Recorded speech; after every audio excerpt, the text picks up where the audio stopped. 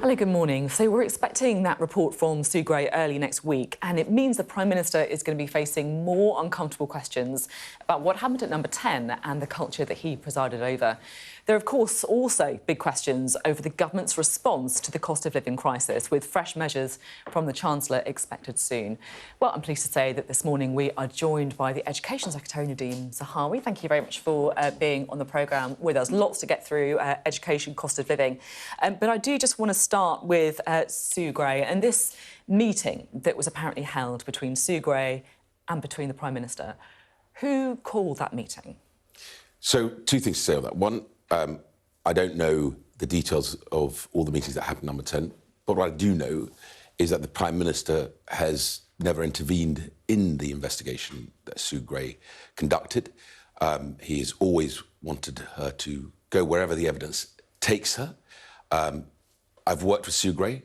I've known Sue Gray. I know she has the highest level of professionalism, and her integrity is unquestionable. She didn't pull her punches in her first report, you remember, and then the PM came to Parliament, made the changes, in fact, in Number 10, because her report was critical of the way Number 10 was operating, and the Prime Minister made wholesale changes in Number 10. And, of course, she will decide when to publish her report, and the Prime Minister will respond to that as well. The important thing to remember, in my view, is, Sue Gray's been able to go wherever the evidence takes her and will decide how she publishes, what she publishes in her report. It's a really, really simple question. And obviously you're not going to be across every single meeting in Number 10. But this is a meeting that has been in the press since Sky News broke it on Friday night. So it would be, I think, fair of us to assume that you will have asked a bit of this to Number 10 when you know that you're going to go and be their spokesperson this morning. The reason I'm asking who called the meeting is because initially journalists were briefed that it was Sue Gray. Her spokesperson then had to come out and basically push back on that to say it wasn't true, that she didn't initiate this meeting. So who did call the meeting? Look, all I can say to you is the meeting that took place between Sue Gray and the Prime Minister, I can't tell you who called the meeting because Did you not ask the question of Number 10 before you came on this morning, or did they just not tell you the answer? No, I tell you what the answer is. The answer is very simple. The answer is the Prime Minister will never intervene in Sue Gray's investigation. The Prime Minister wants Sue Gray to basically go wherever the evidence takes her. And I don't think, ultimately... Who called the meeting? Well... You say you don't know, but do you not know who called the meeting because you didn't ask the question or because Number 10 didn't tell you the answer? No, but if Sue Gray decides that, when she publishes, she decides, how she's going to deliver her final report. That's a completely different question. But what I'm saying to you is, ultimately, there are two facts that your viewers need to know. One, the Prime Minister did not, would never intervene in this report. He wants Sue Gray to publish her report. Secondly, I've worked with Sue Gray. I know Sue Gray. Sue Gray's integrity is beyond question. So you're asking our viewers to accept that the Prime Minister did not intervene in this report, right? Absolutely right. OK. Absolutely right. And by the way, I just feel that most of our viewers would have more confidence in that assertion if Number 10 could be straight with them about who called this meeting. And they're not being straight. Who called the meeting? Well, hold on a second. You know that Sue Gray's first report didn't pull its punches. But who called the meeting? You know that the Prime Minister would never intervene in such an investigation, has not intervened, has allowed it to happen. Sue Gray's... You can't question Sue Gray's integrity because I've worked with Sue Gray... I'm absolutely not questioning her integrity. I'm asking a very, very simple, factual question. As I will. One, I don't know. Two, I don't know what's in the report, right? None of us know what's in the report. Sue Gray will decide when to publish it, and it will be published. That's the important thing, and then the Prime Minister will respond to it. We're getting into... There are meetings happen every day. My diary is full of meetings. You can ask me a question, who put this meeting in your diary? I literally would have come on your show and said, I don't know, but it went in the diary because someone in my team would have thought this is the right thing to do, right? You're sort of creating this air of I'm absolutely not. Can I just say? Doubt around this. I'm not creating any air of doubt. Not there. The people who are creating the air of doubt is Number 10, because there is not a straight answer to a very, very straightforward question. Who called the meeting? That's literal. And look, I don't want to have to keep asking the same question. I've just said to you, going round. Literally, tens of meetings go into the Prime Minister and the Secretary of State's diary. We can have the same conversation about a meeting that's in my diary and say, how did that meeting get in your diary? I say, I don't know, because that's the honest answer. You're saying the honest answer is that number 10 literally has forgotten who arranged a meeting between Sue Gray, who was publishing an explosive report, potentially, into the Prime Minister and law-breaking number 10. And you were really asking us to believe that number 10, they just actually don't know how that meeting got in the diary. I'm saying to you that what's important, what is material to your viewers, is that Sue Gray has conducted her report independently. The Prime Minister has never, ever intervened in her report. That Sue Gray's integrity and professionalism is beyond doubt. You just said to me you agree with that. That is what your viewers should be concerned about. I said I wasn't questioning that. I said I was asking the question, you're saying who called the meeting? No, you opened your question just now by saying, do you really expect my viewers to have confidence, right, if number 10 can't say who actually put the meeting in the diary? I'm saying to you, you can't doubt Sue Gray's integrity or professionalism. You say, of course I'm not doubting it, but then you go back to the same question. Therefore, you are casting doubt over it. So let's at least have an honest conversation here about this. I'm saying to you, I don't know what's in the report. No one knows until Sue Gray decides to publish it. That's the right thing, because actually she's done this and done it properly. She hasn't pulled her punches on the first report, and I'm certain she won't be pulling her punches on the second. Because if I know Sue Gray, she will deliver that report independent. With respect, I'm asking a very, very straightforward question about who called a meeting between Sue Gray and the Prime Minister. That's literally all I'm asking. Yeah, and I've just said to you, right, I don't know who called the meeting. What I do know is the Prime Minister doesn't and never would intervene in an independent inquiry. Okay. Sue Gray's professionalism is beyond doubt. Meetings go in my diary, where if I come on here and you say to me, how did this meeting get in? I have to tell you the honest truth is I don't know. One of my officials would have probably put it in the diary. So let's not sort of create this sort of air of doubt around a process that has been absolutely robust and rigorous. That's all I'm saying. What was discussed at the meeting?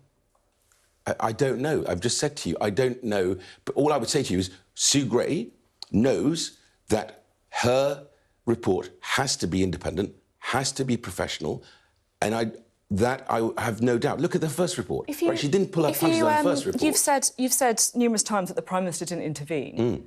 How do you know that if you don't know what was discussed at the meeting? Because I know the Prime Minister has been determined from day one, and he shared that with me, with other ministers, and of course the country, that he would have Sue Gray conduct her report independently. He would never intervene or in any way try and influence that report.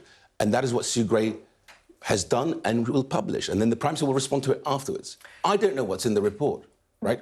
We will find out when it's published. What reason do you think the Prime Minister could have for calling a meeting, or having a meeting, I should say, we don't know who called it, for having a meeting with Sue Gray before the report was published? So, back to what I'm saying to you, if a meeting's got in the diary for Sue Gray and the Prime Minister to meet, I guarantee you it's not because the Prime Minister wants to influence the report.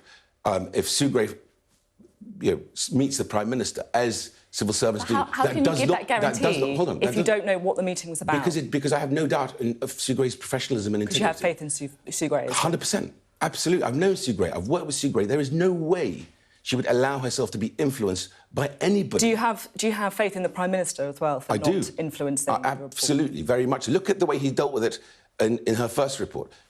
I'm sure you'd agree with me. Sue Gray did not pull her punches in the first report. What the Prime Minister did do, he didn't make any excuses. He put his hand up and said, we've got a problem, we've got to sort out number 10, and he went forward and actually made the changes in number 10, brought Steve Barclay in to be Chief of Staff, brought David Canzini into the team, made other changes. Andrew Griffiths came in to do policy.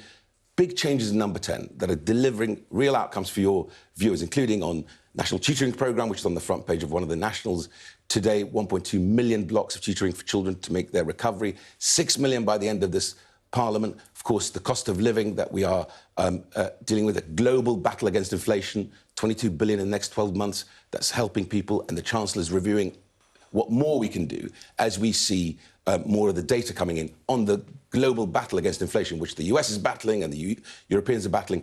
a big agenda in this government, 38 bills in the Queen's speech. We're delivering against that. We've got a schools bill, which is going to mean every child will have a great education wherever they live, with a great teacher in a classroom at the right time and the right place for them. That's what we're focusing on. Let's talk about the cost of living crisis then. The Sunday Times reporting today that Rishi Sunak is planning a windfall tax on energy companies, which could mean that they get lower rates if they increase investment. Is that something that you would support? So we will look at all the options, and I, with the Chancellor and the Prime Minister and the Cabinet, will look at every option. Let's just think about the question of investment. So if you take what Shell are planning to do, £25 billion of investment in renewables and green, BP, 20 billion. They both already pay double the corporation tax. The corporation tax is 40% compared to what other sectors of the economy pay. It's not a zero-cost option. Why do I say that? Because if you apply a windfall tax, they will probably have to reduce or take away their dividend. Who receives the dividend? Pensioners, through their pension funds, right? Investment has to be real, which is what I think Rishi will demand of all these companies, and to see a roadmap towards that investment. Well, we're not taking any options off the table. The important thing to remember is the 22 billion in the next 12 months is making a difference. So in April, the £150 council tax rebate went into people's accounts. In October, another £200 to bring down their electricity and utility bills. So just to go back on the windfall tax, because it's quite interesting. You know, in January you spoke about the windfall tax saying that it's never going to cut it, but it feels like perhaps if there are discounts available to encourage investment, your position could change. Is that a fair sort of summary of where you're at? So I think, as I said to you, we have to be very careful and very sort of clear-eyed on this, that there is no zero-cost options, because if you have a windfall tax in the way Labour were proposing it, and I think they were proposing of 28 billion of borrowing. But if there are perhaps things that would encourage investment, you would be prepared to look at it a bit more closely. So we want to see their investment, but also just remember, it's pensioners who basically get the dividend from these companies, and if they're going to cut their dividend because they've had a windfall tax, then that'll make a difference to pensioners as well. So there are no easy options here, but the one thing we are determined to do is be on people's side on this. I just want to read you part of the Sunday Times story. They say that Downing Street is concerned that simply funding pain relief handouts to households struggling to pay bills will quickly be forgotten by voters. Instead, they want billions of pounds diverted to long-term surgery that will boost the economy for years to come. It sounds a little bit... This is obviously from the Sunday Times, but it sounds a bit dismissive, doesn't it? Pain relief handouts, because these are people who perhaps wouldn't vote for the Conservatives anyway. Those pain relief handouts could make a real difference to people really struggling, couldn't they? Well, first of all, no one I have heard speaks in this way to that report in the Sunday Times, so I don't recognise that. Secondly, what Rishi has done is to effectively deliver 22 billion in 12 months of help. If you look at what we're doing in July, there is a tax cut, because we're raising the national insurance threshold for 34 million people. 34 million people will get £330 more per annum because of that change. What we've done for those who are really struggling, those on universal credit, is the taper increase means they have an extra £1,000. The rise in, as you know, the rise in universal credit is far, far below the rise of inflation at a 40-year high. It's very difficult for those families. But take the taper, that's £1,000, and then on top of that, the rise in the national living wage is another £1,000. That's £2,000 of help that's gone in. Local government, councils know which families, I can tell you from my own local authority, that are really struggling with the weekly shop, with the utility bills. We've increased the amount of help to £1 billion, and that money's getting out the door now. But of course, Rishi will keep looking at this. We will see more data coming through. We are in a global battle against inflation. You know that because you see it in America. You're seeing it in Europe, right? And when he finds the best way to target the help to those people who really need it, he will make an announcement, I'm certain of it. And you think it will be before the summer? Well, as I said, we keep an eye on this, and we're not complacent. That's why I worry about some of these reports, because I don't recognise this language. It sounds like people sort of talking about this in somehow, oh, well, we might need to do something. No, we are determined to be on people's side. OK. If the government is to increase support you need to find savings. Some pretty hefty cuts to the civil service on the way. Is it true that you've modelled cuts of up to 40% in your own department? So we're looking at everything. In my settlement, in the spending is that review, true about modelling cuts so we of up to 40%? we will look at all options. The important thing to remember... So, yes, that's... Well, now, hear me out, because it's important, because, you know, these are people's lives, right? I've got great civil servants who are doing great work in my department on my three priorities: on skills, T-levels will be as famous as A-levels, right? On schools, every child to be in a great school wherever they live in the country with a great teacher. And on families, we're building family hubs in half of England's local authorities. I need my people to basically be focusing on my priorities. So the way we shape the department, I've got 8,000 people. We're going to drop to about 7,150, because that's part of what we've done in the spending review settlement. It's about an 11 to 12% decrease already. But we'll look at where else we can make savings across government, because actually we are servicing a debt today. The debt servicing is £83 billion a year. Last year, it used to be 20 billion. This is where you've got to ask Labour, who's going to come on next. Which I will. Where are they going to borrow from? They say they're going to borrow another 28 billion. Right. I'll be talking to Labour later. Just is the 40% figure accurate? So we're looking to model 10%.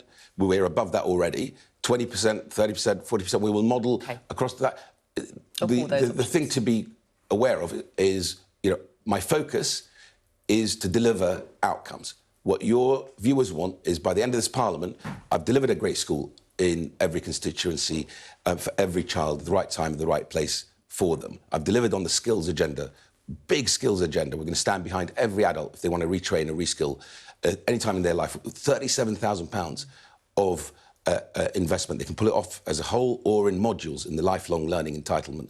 But what I'm saying to you is, I've got to shape my department, my people, right, to deliver those things. I can't go to a place where I would actually impact delivery. That's my message to my team and, of course, to the nation, ultimately. Now, you gave an interview to The Times last week that you said Britain should be very proud of its private schools, and that Oxford and Cambridge admission should be based on merit and evidence rather than tilting the system away from children who are performing. So do you think there's a risk that the system is being tilted away from private school pupils? So let me explain that. Yeah. What is merit? If there are two students, one has gone to my brilliant state schools and they're getting better every day, and one has gone to an independent school and they get the same set of results at A-levels, then actually the university should take the boy from the state school. Why? Because he's had greater challenges to overcome to get the same results. What I don't think you do, you don't level up by dragging people down. Our independent sector, you look at what King Edward's School Foundation is doing in Birmingham, where they actually run independent schools and state schools in one foundation. What Eton is planning to do with the Star Academies, where they're going to build 3 sixth form colleges in places like Oldham, in West Midlands, in the areas that need that investment in education. I want to bring everybody together, right? You don't succeed by delivering a great outcome for every child by actually attacking a part of the system. I don't want to attack independent schools. They do a great job. They're joining us on this journey. Magdalen School in Oxford is already looking at where they can partner with their local authority and form a trust. That's a great thing. Let's celebrate that. You're talking about merit. And I guess the problem that some people would argue is that because so many private school pupils go to the top universities, that isn't on merit. And actually, the landmark report, the 2014 report, analysing 132,000 students over 3 years, saying that state schools with the same results much more likely to gain a 2-1 or a first degree. So a boy who gets BBB at state school was just as likely to get a 2-1 or a first as a private school boy with ABB. So tilting the system, some would say, actually, that is fair. No, I tell you what's fair, is I have to hold myself and my team and the front line to say, we can do as well, right? We can... I've already seen it. I've evidenced it in my white paper.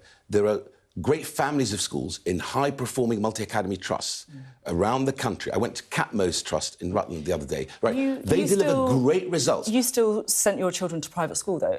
I hear. That was a parental decision. I have to make that with my wife. I don't make that on my own. And I say to you, we have great independent schools. They're joining us on this journey to create real improvement for all of our children. But the way you do that is by improving the state system. Look at what Catherine Bilba-Singh is doing with Michaela. She's got a fantastic, by the way, programme tonight on ITV. I know it's a different channel, but people should watch. what Catherine's been able to do, right? Look at Catmo's Multi-Academy Trust. Look at Dixon's Star Academy. The brilliant Phil Harris and what he's done with Harris Academies, right? And smaller schools, Hammersmith Academy, a single academy trust with Gary Kynaston delivering great outcomes. He's got 60% pupil premium, yet he stretches every child to the best of their ability and knows that there is no glass ceiling. You smash through it and you get to Oxbridge, you get to Russell Group, you get to other universities, or you do an apprenticeship. You do a T-level and a degree apprenticeship. We now are building many, many runways for people's careers to take off on, not just the traditional runway. That's a good thing. And everyone's joining that journey, including independent schools. Let's celebrate that. I've just got one question to squeeze in before I let you go. I'm not sure if you're aware of the story of Raheem Bailey. This is an 11-year-old boy who lost his finger when he was fleeing from racist bullies, allegedly. He was beaten, kicked, pushed to the ground, allegedly. His finger was then amputated after it was caught in a fence when he was trying to run away. I just want to get your reaction to that story and if we're doing enough to tackle racist bullying. It's sickening. We always need to do more. I suffered bullying when I first arrived on these shores. I couldn't speak English, and it was hard. And you know, I remember my first experience at my first school was Holland Park School, being chased around the park as a sort of entertainment for bigger boys, and then throwing me in the pond or dunking me head down in the pond. Pretty horrific for a child who's just arrived on these shores. And you think that was a racist element to that? Well, I don't know.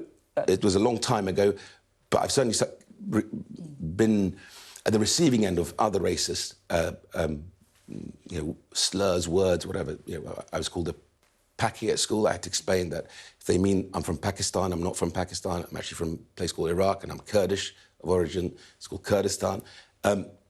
It's a horrible thing, and I am determined to stamp it out, as I am determined to stamp out anti-Semitism in our schools or in our universities. There's no place for racism anywhere in our society, let alone in education. Thank you for sharing your personal story. I'm sure that there'll be lots of little boys and girls who will find it quite, you know, inspiring to hear of someone overcoming that. So thank you very much. Thanks. Nadhim Zahawi, there, the Education Secretary.